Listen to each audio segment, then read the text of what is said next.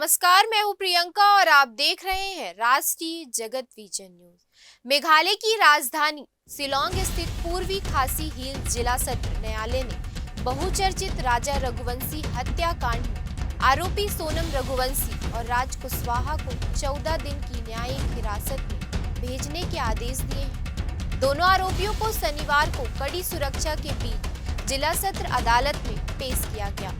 न्यायालय ने मामले की गंभीरता को देखते हुए दोनों को न्यायिक हिरासत में भेजने का निर्णय लिया। इससे पहले पुलिस ने पूछताछ के लिए उन्हें हिरासत में लिया था, जिसमें कई अहम जानकारियां सामने आई।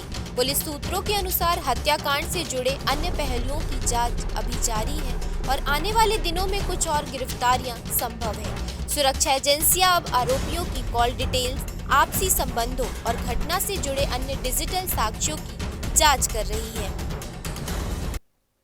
फिलहाल इस खबर में इतना ही। देश प्रदेश की खबरों से अपडेटेड रहने के लिए हमारे चैनल को सब्सक्राइब करें।